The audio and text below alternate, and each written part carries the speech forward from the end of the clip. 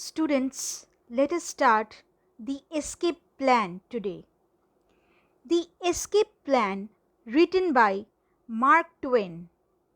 Mark Twain was an American novelist, best known for his travel narratives and adventure stories of boyhood.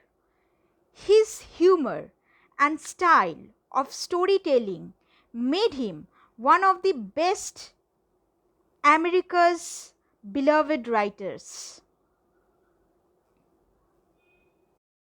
As the title suggests, the escape plan means someone's plan to escape. Escape from any kind of work, to basically get rid of, to escape, okay, from any kind of work over here. Tom appeared on the pavement. Pavement means an uplifted platform along the side of a road, basically a footpath, with a bucket of whitewash and a long handled brush. So Tom appeared where? On the pavement, okay, and with what? With a bucket of whitewash and a long handled, means a brush which has a long handle. So a long handled brush. He surveyed the fence. So he observed a fence, and all gladness left him. Gladness, a sense of pride over here, happiness over here. So, a sense of pride left him. It was Saturday and he was working. So, it was basically Saturday, basically holiday, but he was working on that day. Sighing, he dipped his brush. So sighing, taking deep breath, he dipped. Dipped means he had put his brush into a paint, suppose. So sighing, so taking deep breath, he dipped his brush and passed it along the topmost plank. Passed it means he had applied it along the topmost plank, plank of wood, or better to say a piece of wood, a flat piece of wood. Specifically working as a boundary over here, or a part of, or a portion of boundary or wooden boundary over here. Repeated the operation. So he repeated what he did it again. So he did it once, did it twice, and again he did it, means thrice. He had applied the paint over there. So it made little difference, and sat down discouraged. So basically it was not his day as such, means he was disappointed, as according to his hard work he was unable to get his result. So he became, better to say, he had become discouraged over there. Jim, the errand boy. Jim was that boy who had come over there for giving a message or carrying a message with him. Or better to say, he had come over there to give Tom relaxation for some time. He has basically come for a short journey, or better to say, for a short period of time over there, so to give his friend a kind of relaxation, carrying a message or messages. Came skipping out at the gate with a bucket singing. So he came how? Skipping. Okay, skipping out at the gate. So basically jumping, skipping, students, and a bucket with a carrying a bucket or with a bucket in his hand, singing a song. Next para. Bringing water from the town pump had always been hateful work in Tom's eyes before. But now it did not strike him so. He remembered that there was company at the pump. Boys and girls were always there waiting their turns, resting, trading playthings, quarreling. And he remembered that although the pump was only 150 yards off, Jim never got back with a bucket of water under an hour. Tom said, "Say, Jim, I will fetch the water if you will whitewash some." So students, basically there was a kind of exchange of work, or generally an exchange of work used to take place between boys over there, or small boys over there. Bringing water from the town pump had always been hateful work for Tom. But it was earlier. But now it did not strike him so. So now Tom basically doesn't think that bringing water is a very hard work. He remembered that there was company at the pump. Boys and girls were always there waiting their turns, or better to say, waiting for their turns. Okay, resting, trading playthings, quarreling, means they used to enjoy that period of time among themselves. They used to exchange toys, they used to quarrel on various topics, they used to take rest, and they used to enjoy wholeheartedly. And he remembered that although the pump was only 150 yards off, Jim never got back with a bucket of water under an hour. Means Jim used to enjoy over there. Jim used to engage himself in leisurely activities over there. He used to enjoy that period of time.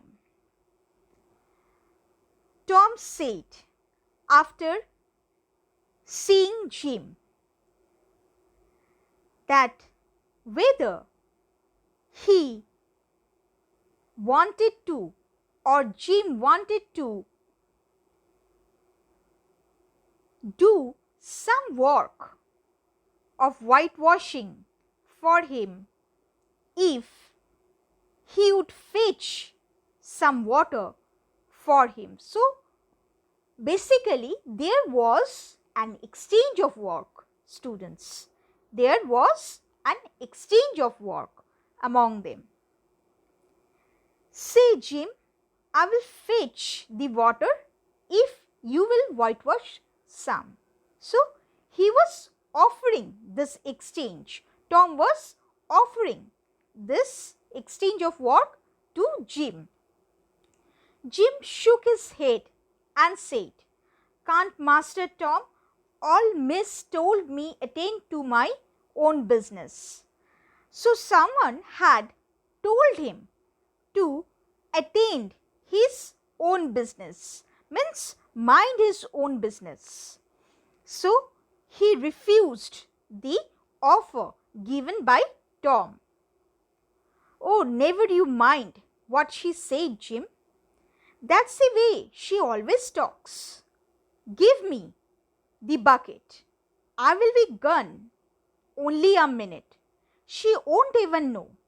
I will give you a white marble." So Tom was alluring, or he was putting a bait before Jim, and he said that his aunt used to talk, means Jim's aunt used to talk in that manner only. So it would not matter if he would, means Tom would manage his work, and in turn or in exchange of that, Jim would do a favor to Tom. Tom showed him the marble. So Tom was offering Jim a marble, a white marble. So a very good looking marble, shiny marble, whitish in color. Jim began to waver.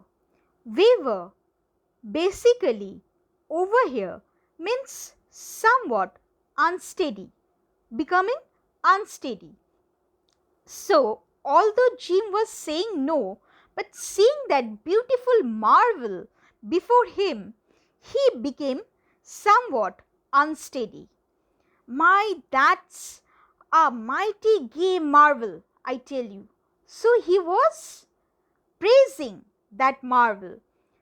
He was enlured by the bait that was provided before him by his friend Tom. "And besides, if you will, I will show you my sore toe." So Jim was having a sore toe. His toe was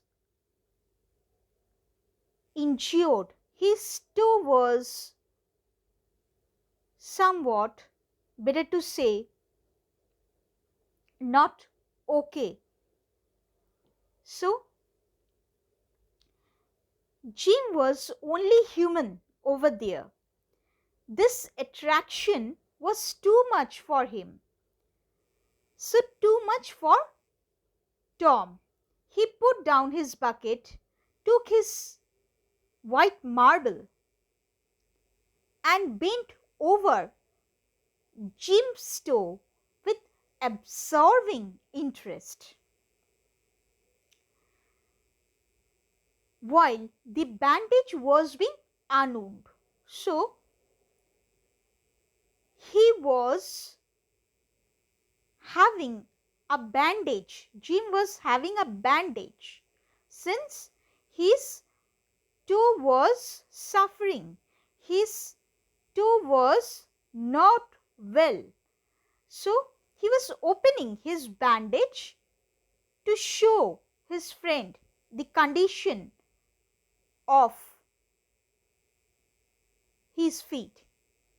So, while Tom watched it, he watched it with deep interest.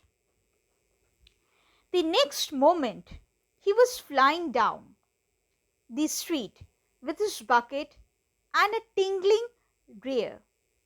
Tom was whitewashing with vigor, and Aunt Polly was retiring from the area with a slipper in her hand and triumph in her eye.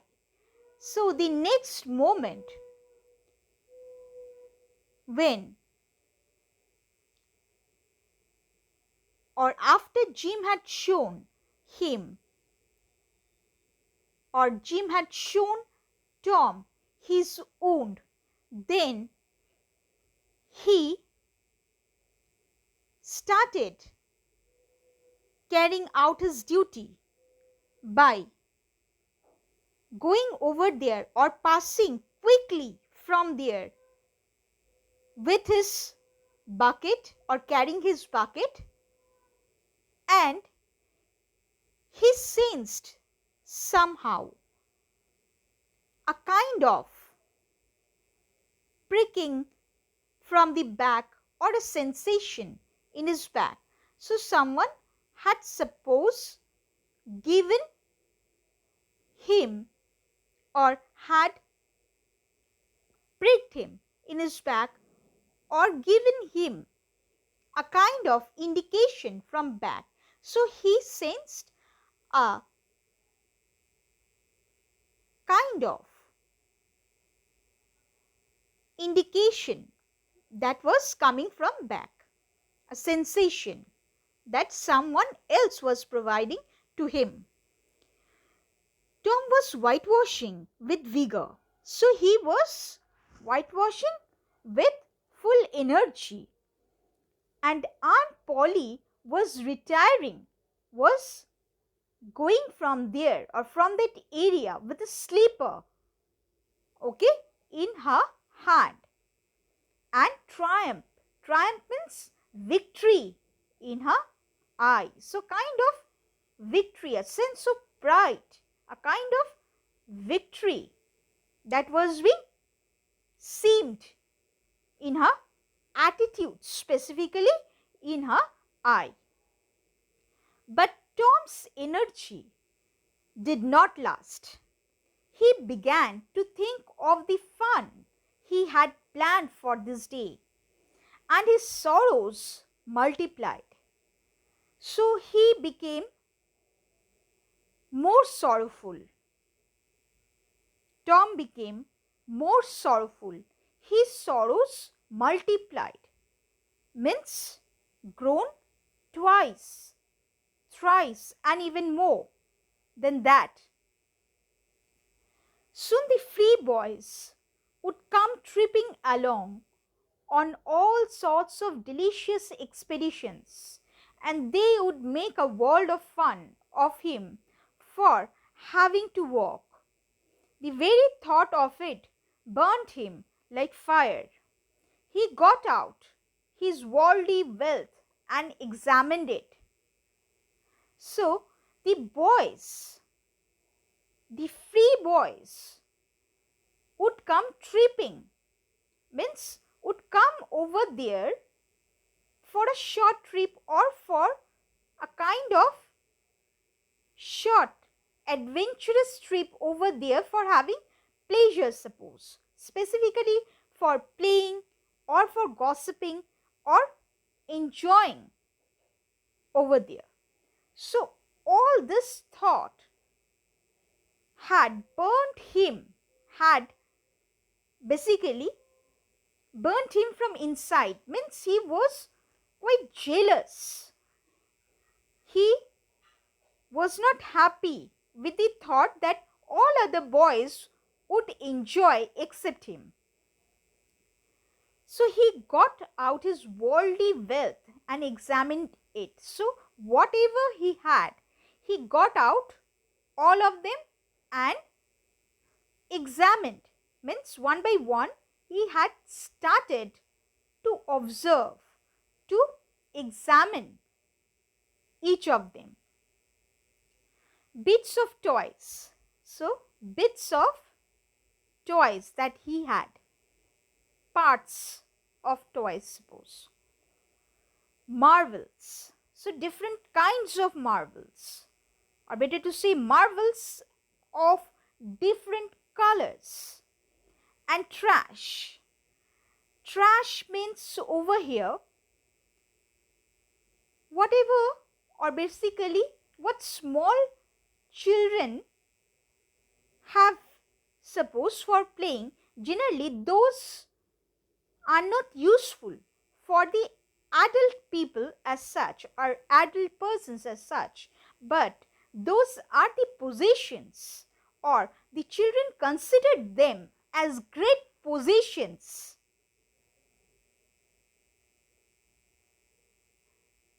As they have enough to buy an exchange of work, maybe, but not half enough to buy so much as half an hour of pure freedom.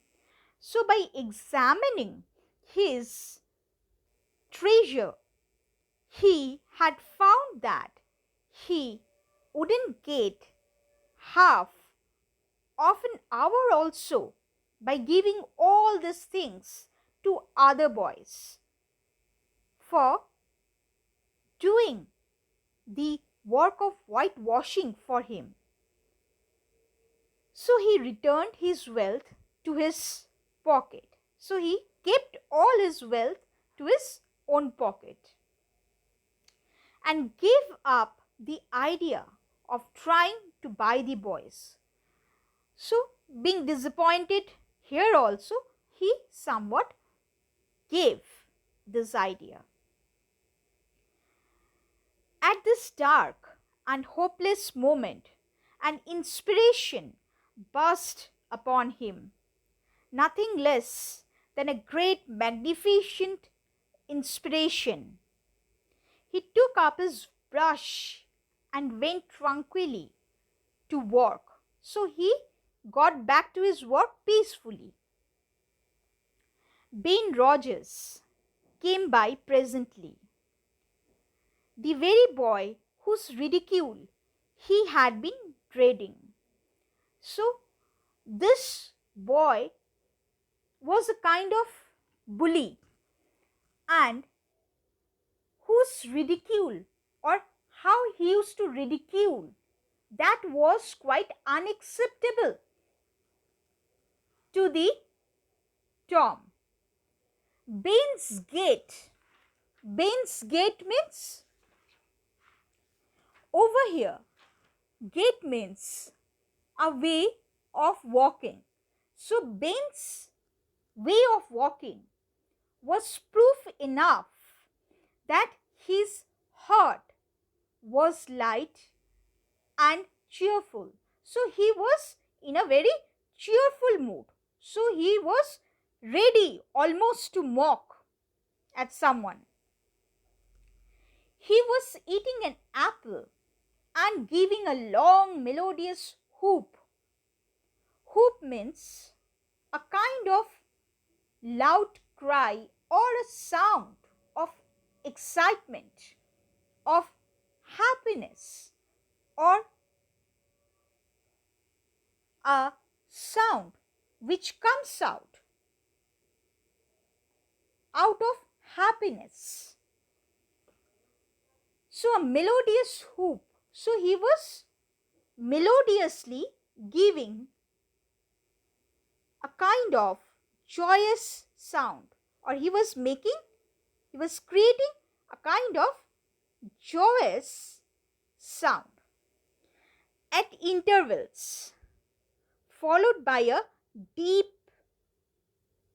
toned ding dong dong, for he was personating a steamboat. So he was basically copying, okay, he was making the sound of a steamboat, or copying how a steamboat works. He was boat and captain and engine bells combined. So as small boys play generally. So here he was also playing wholeheartedly. He was enjoying his time wholeheartedly. Stop her, sir. Ting-a-ling-ling, sheep up to back. Ting-a-ling-ling. Students, as small boys, do make different kinds of sounds in order to personate or to copy sounds of different vehicles. So here, the small boy is also personating or copying the sound of a steamboat. He was personating the sound of a steamboat. Tom went on whitewashing, paid no attention to the steamboat. Ben stared a moment and then said, "Hi, you are up a stump, aren't you?" So Tom was carrying on his work and paid no attention to what the boy was doing. But Ben stared a moment, so he had looked fixedly at him for some time, or better to say, a moment over here, and then said, "Hi, you are up a stump, so you are up bottom of a tree's base," he meant, "aren't you?" So he was basically asking him something, that whether he was standing on a tree's base or not. No answer. Tom surveyed his last touch with the eye of an artist, and then he gave his brush another gentle sweep to survey the result. So he surveyed after he had done his work carefully. Ben ranged up alongside him, so he stood and observed carefully what he was doing and how he was doing his work. Tom's mouth watered for the apple, but he stuck to his work. Ben said, "Hello, old chap, you got to work, hey?" So he was asking that, "You old boy, are you walking? Or are you carrying out some kind of important work?" He indicated over here,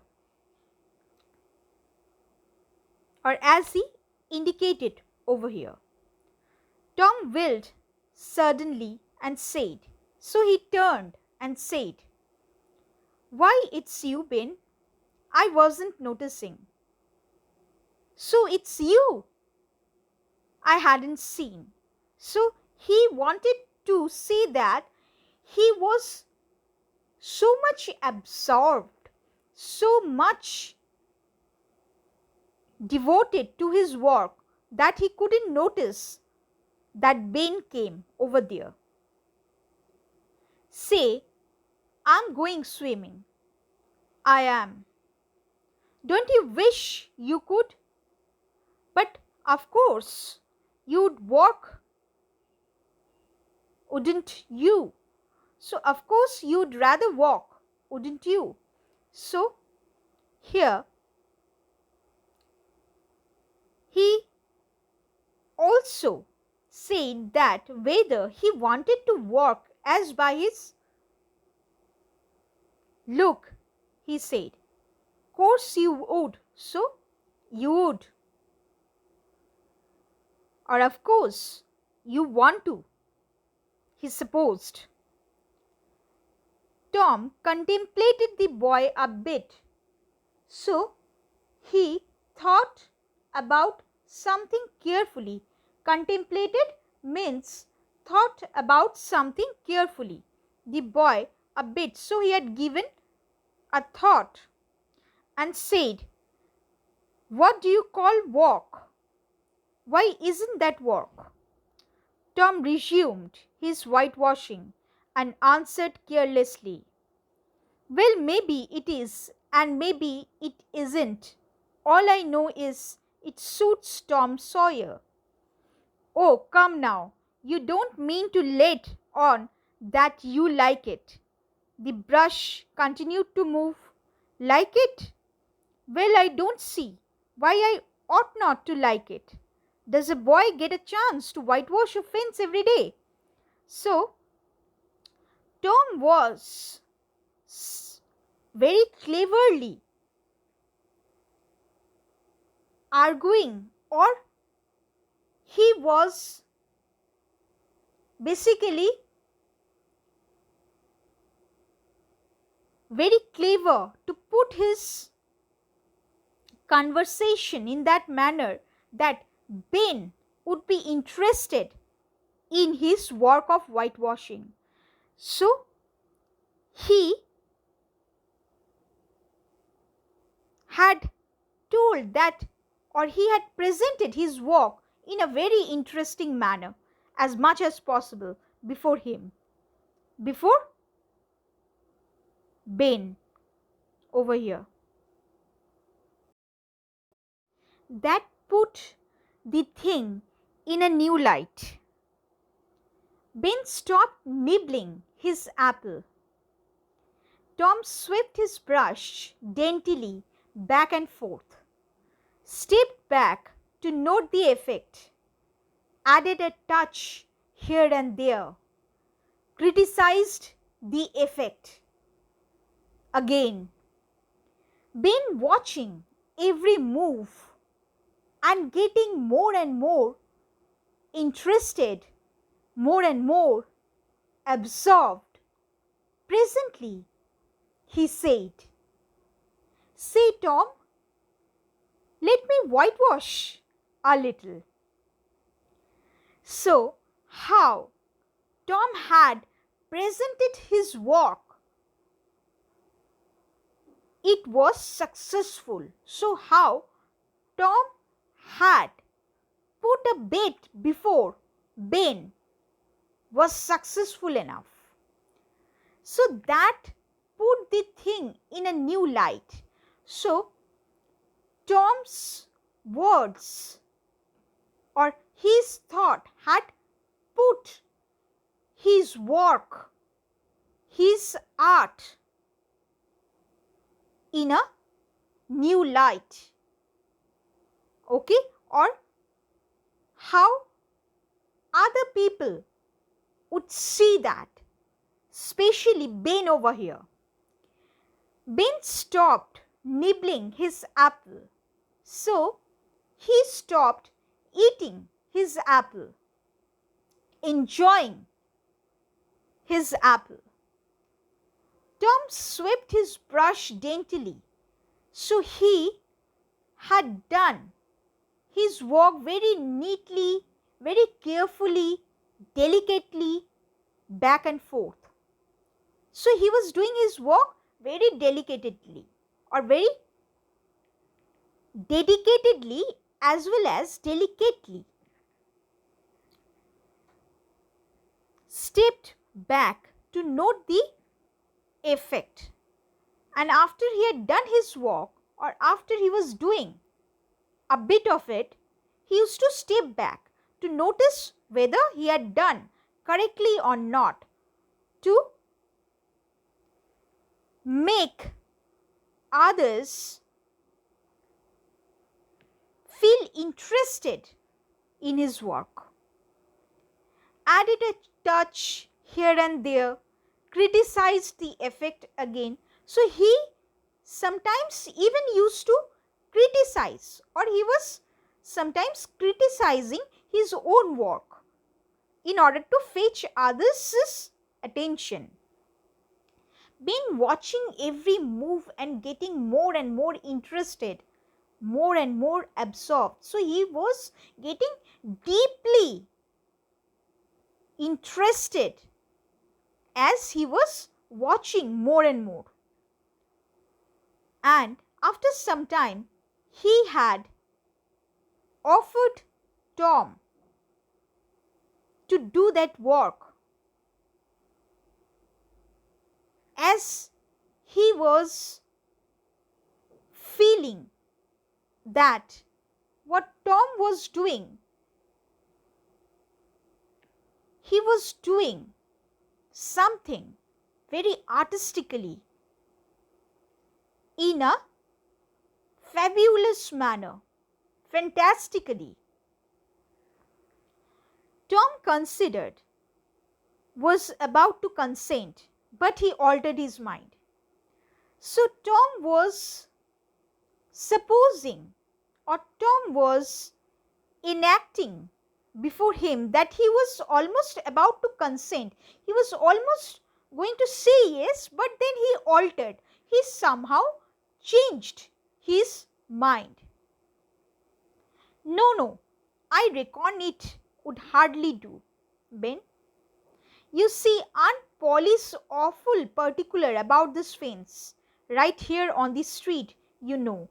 But if it was back fence, so it was a back fence, I wouldn't mind and she wouldn't. So here Tom was trying to convince Ben that it was a very difficult work and he was a perfect artist. So that's why Aunt Polly had entrusted that duty to him, to Tom only. So he couldn't, let that to handle that by anyone. If it was the back fence, then he wouldn't have mind so much. Might be Aunt Polly also, but now he presented, or then he presented the work in such a manner that Aunt Polly would mind. Definitely, if there was any kind of slackness in that work, or any kind of slackness, or better to say inefficiency, or it was not carried out perfectly, that Aunt Polly would definitely scold him, as he was very badly particular. Means he as she was very much particular. She was very much particular. Yes, she is awful particular about this fence. So it's got to be done very careful. I reckon there isn't one boy in 1,000, maybe 2,000, that can do it the way it's got to be done. So he was posing that he was a perfect artist. That's why Aunt Polly had given him that duty. And he was supposing that even 1 in 1,000 or 2 in 1,000 can or could do it the way it should have been done. No, is it so? Oh, come now. Let me just try. Only just a little. I would let you, if you was me, Tom. So Tom had said that Ben needed, or Ben was to be extremely careful, or Ben had to be extremely cautious of what he was doing, then only he could entrust his duty to him. Ben, I would like to honest, but Aunt Polly, well, Jim wanted to do it, but she wouldn't let him. Sid wanted to do it, and she wouldn't let Sid. Now, don't you see how I'm fixed? If you were to tackle this fence and anything was to happen to it, oh shucks, I will be just as careful. Now let me try. Say, I will give you the core of my apple. Well, here, no. Ben, now don't. I'm afraid. I will give you all of it. Tom gave up the brush with reluctance in his face, but alacrity in his heart. And while the latter was just walking as a steamer, or better to say, late steamer, and sweated in the sun, the retired artist sat on a barrel in the shade close by, dangled his legs, munched his apple, and planned the slaughter of more innocents. Ben had successfully fetched or implemented, better to say, his plan.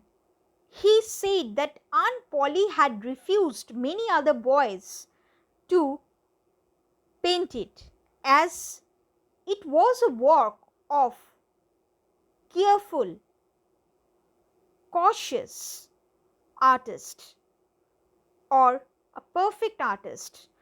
Hearing this, Ben gave a remark of irritation. Oh shucks!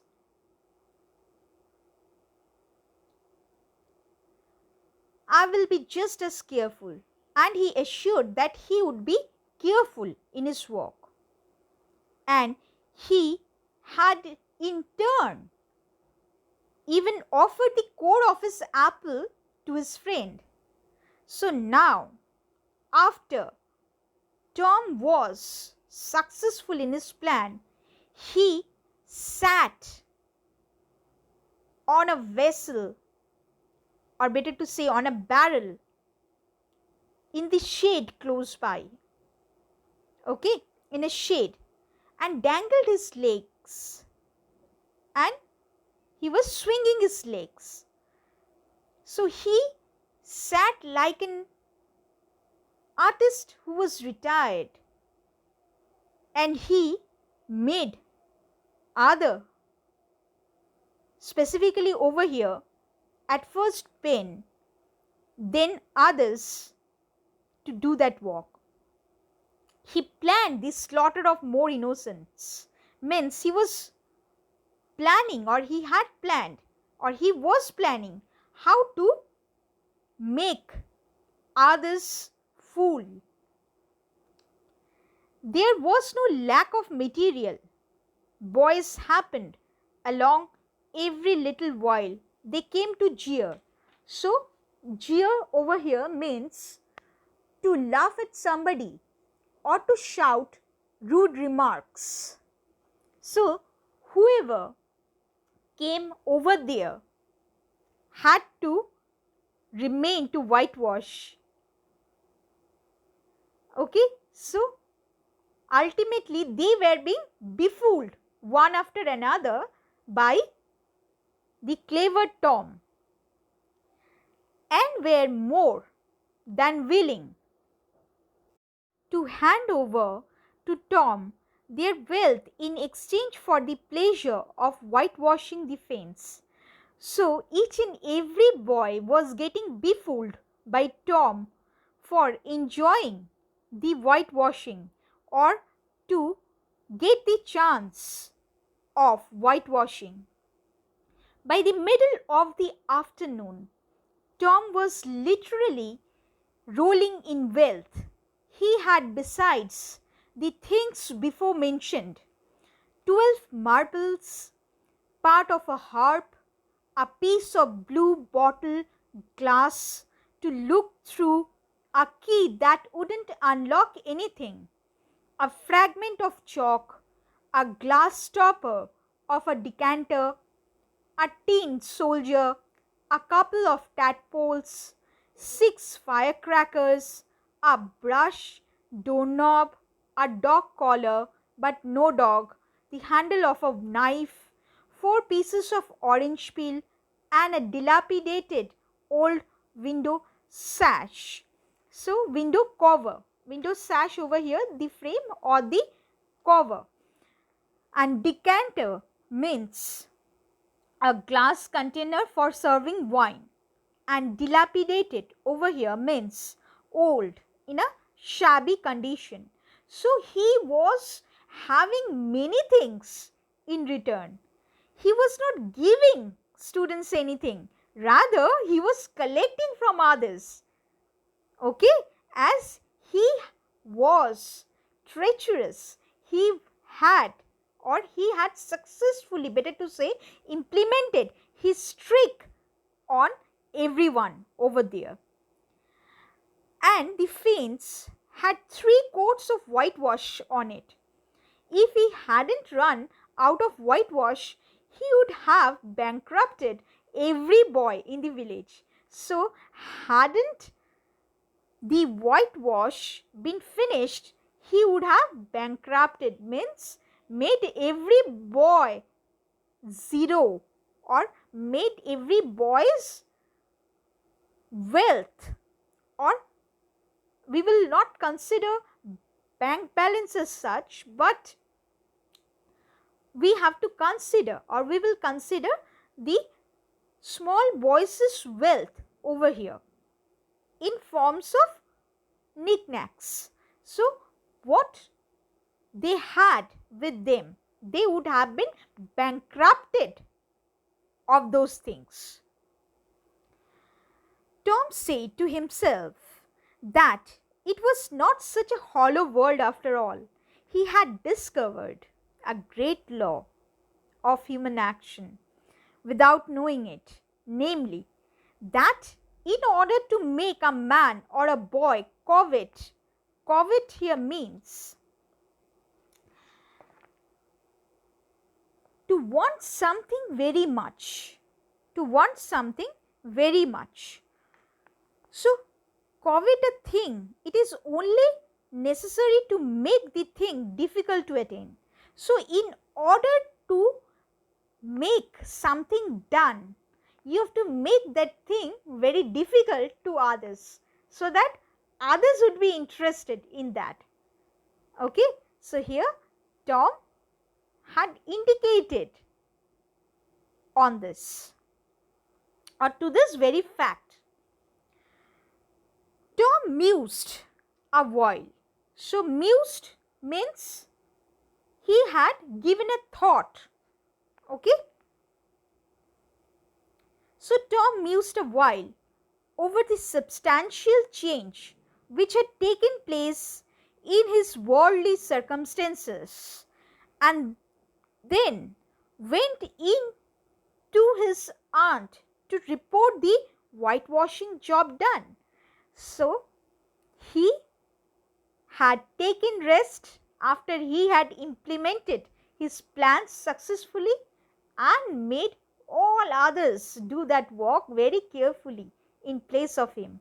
So, he was successful in befooling others, and at last what he had done? He had successfully reported to his aunt Polly, that the whitewashing job was done.